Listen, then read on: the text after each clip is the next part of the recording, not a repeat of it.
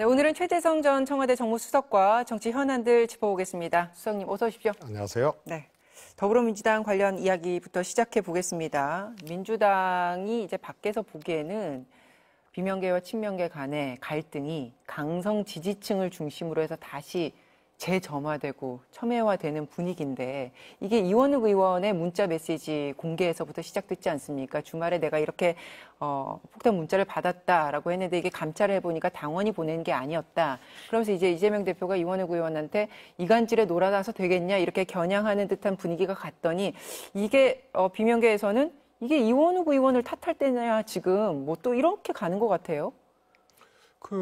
당원이 아는 사람이 보낸 문자 메시지를 공개한 걸 가지고 이간질이라고, 이간질에 놀아났다고 그렇게 지적하는 것은 온당치 않아요. 그냥 우선 강성 지지자들의 행위에 대해서는 이미 국민들이 다 아는 거 아니에요? 그런데 이원욱 의원이 여러 가지 이 문자 폭탄도 받고 했는데 그중에 하나를 공개를 했는데 그게 공교롭게도 비당원이라고 강성 지지자들이 엄존하고 있는 행태 또 모습 이런 것들이 없어지는 게 아니거든요. 그래서 굉장히 예외적인 한 경우를 갖고 대표께서 이간질에 놀아난 것이다라고 얘기한 것은 네. 좀 적절치 않은 그런 말씀인 것 같고요. 또 하나는 이원욱 의원과 같이 강성 지지자들의 공격을 받는 사람들, 이런 사람들이 하나의 이제 감정적 대응이죠. 이것이 과연 맞는 것이냐? 저는 그것도 적절치 않다고 봐요. 왜냐하면 강성 지지자들의 언어, 행위, 표현 이런 것은 합법적인 범주 내에서 능히 할 수 있는 겁니다. 근데 그게 자신을 향한 공격이라고 해서 감정적 대응을 하거나 이것 때문에 이재명 대표가 안 된다. 그러니까 결별하라고 한다거나 이것 때문에 당이 안 된다. 이렇게 얘기를 하는 것도 너무 온당치 않은 대응이라고 보는데요. 왜냐하면 이분들이 당의 방침이나 어떤 행위에 대해서 결정권자들이 아니잖아요. 그래서 개혁의 대상 혹은 쇄신의 대상들은 국회의원을 비롯해서 정당을 위임받아서 운영하거나 책임지는 사람들이거든요. 그래서 지지자들은 그야말로 지지 대중이에요. 강성일 뿐이죠. 네. 이분들이 마치 결정권이 있는 것처럼 개혁의 대상 이렇게 지적하는 것은 제가 그래서 정치인들의 자격에 조금 미달하는 거다. 그런 대응은 이런 말씀을 좀 누차례 드렸고요. 자, 그럼 이번 건과 관련해서는 이원욱 의원도 이재명 대표도 적절하지 않은 대응이었다. 그리고 이 강성 지지층의 이런 행위에 대해서 너무 무게를 실어줄 필요는 없다. 팬덤 정치는 엄연히 존재하는 것이기 때문에 거기에 이제 너무 많은 의미를 부여할 필요가 없다. 지금 이렇게 말씀하시는 건데요. 그렇습니다. 자신의 의사와 맞지 않다고 자신을 공격한다고 이것에 대해서 개혁의 대상인 것처럼 얘기하는 것도 그거는 본말이 전도된 거고요. 자신의 위치와 지위, 국회의원으로서의 정당에 대한 책임 이런 것들을 오히려 스스로 폄훼하는 거예요. 네.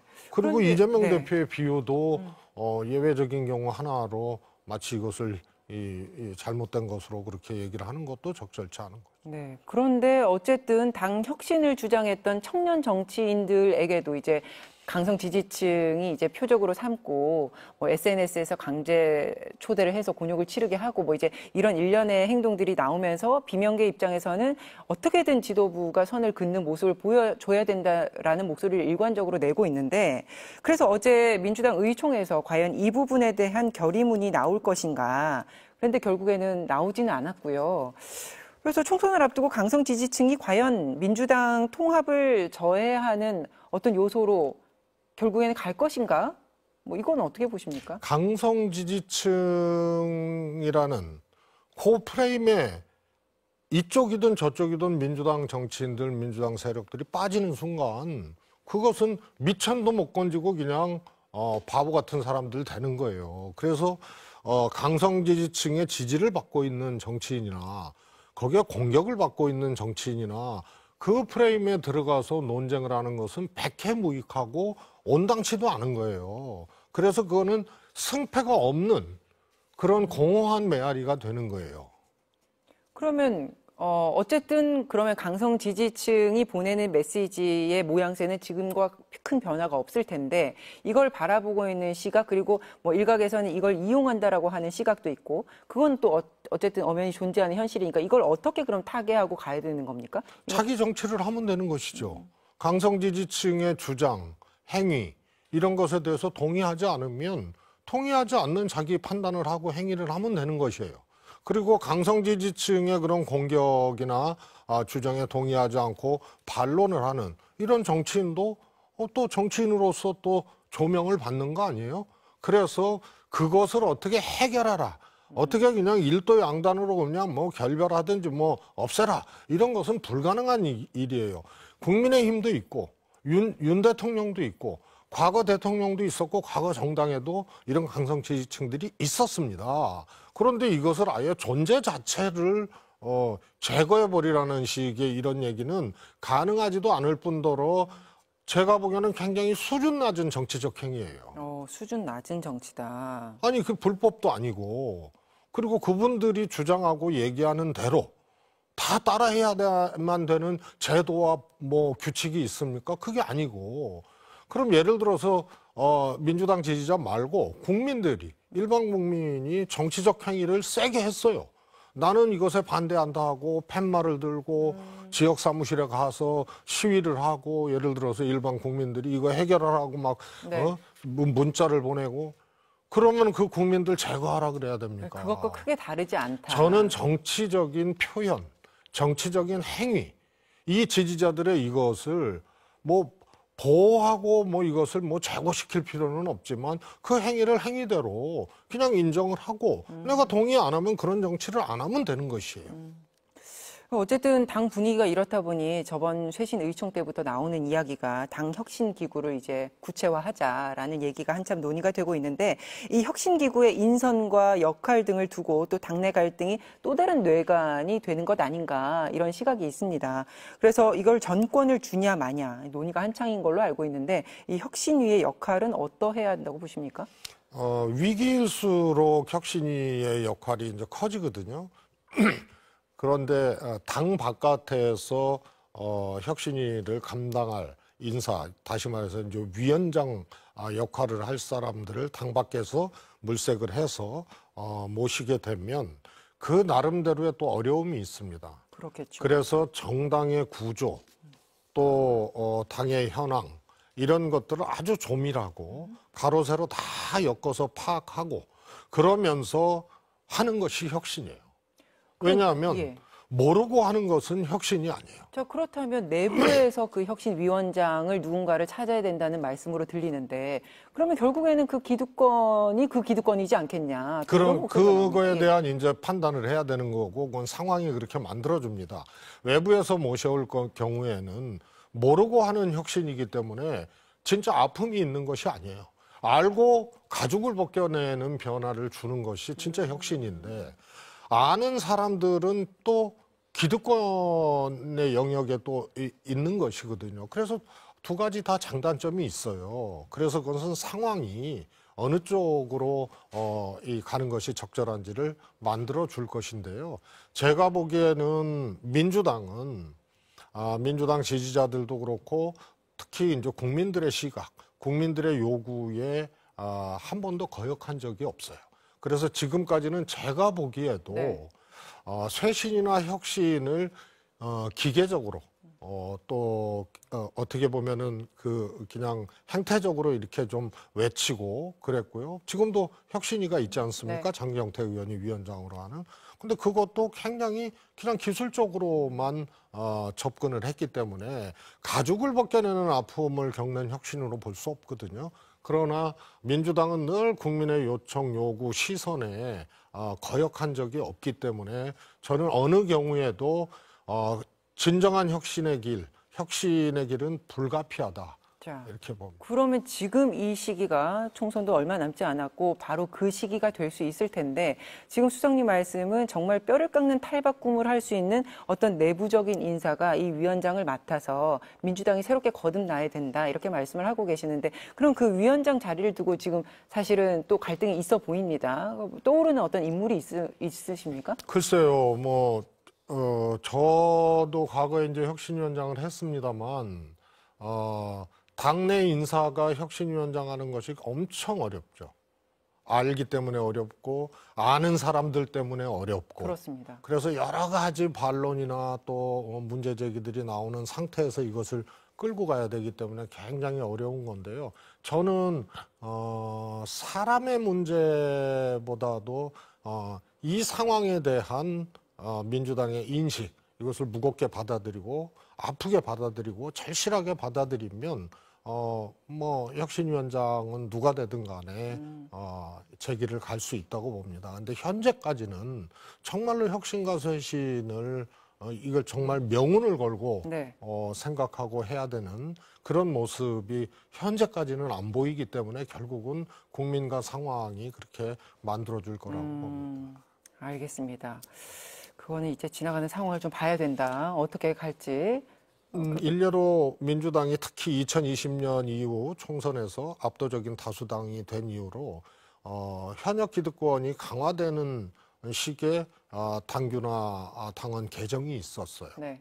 예를 들어서 지금의 혁신은 내년도 총선을 앞둔 국민들의 판단을 요청하고 다수당이 되기 위한 총선을 앞둔 혁신이기 때문에 모든 것이 거기에 집중돼야 됩니다. 그러면 지금까지 민주당을 어렵게 만들고 또 국민 기대에 부응하게 부응하지 못하게 만든 첫 번째 책임은 현역 의원들이거든요. 근데 지금 2020년 이후로 현역 의원들의 특히 선거에 있어서 공천에 있어서 기득권이 강화되어 온 과정들이 있었고요. 일부 당규 개정을 했습니다. 그렇습니다. 이런 것들을 그야말로 과감하게 다시 고치고 혁신의 길로 나가야 되기 때문에 모든 것은 선거에 맞춰져 있고 그렇기 때문에 현역 기득권을 타파하는 것 중심의 혁신을 통해서 네. 국민들의 요청에 부응할 수밖에 없다. 그렇게 될 것이라고 봅니다. 그러세요. 그 시기적으로 보면 총선이 얼마 남지 않았고 사실은 지금 민주당으로서는 굉장히 많은 뭐 돈봉투라든지 코인 문제라든지 그렇게 큰 문제가 불거졌고 그리고 그 전부터 이 당내 갈등에서부터 나오는 개혁의 목소리는 있어 왔고 이 과정이 굉장히 이제 시간이 얼마 남지 않은 상황에 뭔가 정리가 돼야 될 것 같은데 굉장히 지지부진하게 가는 듯한 느낌이 있습니다. 이거 왜라고 생각하시고 어떻게 극복해야 될 거라고 우선 생각하세요? 번지수를 잘못 찾은 겁니다. 개딸 논쟁 있지 않습니까? 강성 지지층 논쟁. 이거는 총선하고 전혀 상관없어요. 거의 상관없습니다. 겉보기에 기분 나쁘고 겉보기에 격렬해 보이는 것이지 국민들이 정당의 후보를 선택하고 다수당을 어디를 만들어줄 것이냐하고는 큰 변수가 아니에요. 그것은 다시 말해서 현역 기득권을 중심으로 새로운 민주당의 모습, 이것을 타파하는 모습을 보임으로써 총선에 판단을 받는 것이 제일 중요한데 이거는 하나도 안 하고요. 민주당이 1년 전에 총선 규칙, 총선 특별당규를 통과를 시켜야 되는 규정 때문에 얼마 전에 통과를 시켰는데요. 내용을 보면 실망스러워요. 저 그럼 어떤 계기를 통해서 뭔가 모멘텀을 찾을 수 있을까요? 저는 총선 특별당규를 다시 만져야 된다고 봅니다. 그게 혁신의 요체예요. 왜냐하면 이건 대선 전이 아니고 총선 전 혁신이기 때문에 국민들 판단을 요구하려면 딱 그겁니다. 그게 요체이기 때문에. 근데 이미 통과됐거든요. 총선 특별당규가. 근데 제가 보기에는 민주당이 휘청거리고 국민적 요청에 부응하지 못한 첫 번째 책임, 현역 의원들의 기득권이 철옹성같이 보장된 특별당규, 공천 특별당규이기 때문에 이것부터 다시 손보는 혁신이가 필요하다고 봐요. 알겠습니다. 그러니까 공천이라는 그걸 통해서 뭔가 당이 새롭게 바뀔 수 있는 기회를 잡을 수가 있다. 지금 혁신은 총선 혁신이죠. 알겠습니다. 자, 그러면 사실은 밖에서 봤을 때는 이 모든 민주당 내 갈등이 아주 첨예해 보이지만 또 일각에서는 이렇게 말합니다. 국민의힘처럼 뭐 다른 목소리가 용납되지 않는 것보다는 훨씬 더 민주적인 분위기가 아니냐 하는 시선이 있는가 하면 그렇다고 해서 지금 민주당이 건강하냐. 사실은 형태만 다를 뿐이지 민주당 안에서도 다른 목소리 못 나오는 상황이 똑같지 않냐. 그래도 국민의힘에 비해서는 목소리들이 나오죠. 네. 그런데 두 정당의 경우 각각의 특징적 요소들이 있습니다. 국민의힘은 이제 대통령을 배출한 정당이기 때문에 대통령 임기 초기에 다른 목소리가 나올 수가 없어요. 그런데 공천을 중심으로 놓고 보면 수요 공급이 안 맞아요. 지금 국민의힘 현역들은 최소 의석 아니에요. 아마 역대 제일 의석이 작을 거예요. 그럼 거꾸로 얘기하면 국민의힘 황금 지역구에서만 당선됐다는 거고 근소 열세나 근소 우세 지역은 다 졌다는 얘기예요. 그러면은 소위 말해서 이 검사 출신이라든가 현역위원 외에 외적으로 지금 공천을 낙하산으로 투입할 사람들이 꽤 대기하고 있다, 뭐 이런 이제 얘기가 있는데, 이게 사실화된다면 황금 지역구를 놓고 현역위원을 제거를 해야 되는 그런 상황이 벌어지기 네. 때문에 아마 지금 아무 목소리도 안 나오는 것이 결국은 폭발적인 형태로 수요 공급이 충돌하면서 전혀 다른 양상으로 갈 거고요. 민주당의 경우에는 2012년하고 16년 총선을 우리가 반드시 복기를 해야 됩니다. 2012년 이명박 정권 말기 마지막 해에 치러졌는데 민주당 압승을 다 예상했는데 졌어요. 2016년 박근혜 대통령 당시에 새누리당 180석 다 예상했는데 민주당이 근소하지만 일당이 됐어요. 왜 이런 결과가 났냐. 민주당이 꼭 이건 복귀해야 돼요. 당의 총선을 치르는 정당의 모습이 소리만 나고 충돌만 나고 아무런 해결책도 보여주지 못하는 무능과 무책임이 나타났을 때, 저 친구들을 믿고 다수당, 입법 권력을 맡길 수 있느냐. 이래서 국민들이 당연히 이길 선거도 엎어놓는 그런 네. 경우가 2012년, 16년이고요. 민주당이 알겠습니다. 꼭 명심해야 될 무능하고 해결하지 못하고 책임지는 정당의 모습을 못 보이고 소리만 나게 되면 의외의 결과를 맞게 될 수도 있다. 그 점을 꼭 명심해야 돼요. 자, 그러면 그 부분에 있어서 지금 현 민주당의 이재명 지도부의 리스크가 있다고 생각하십니까? 저는 이제 외래적 요소, 외부에서 오는 요소에 의한 리스크가 분명히 있죠. 그게 소위 말해서 이제 사법 리스크인데 이재명 대표 억울할 거예요. 때로는 분노스러울 거예요. 그러나 이 리스크와 네.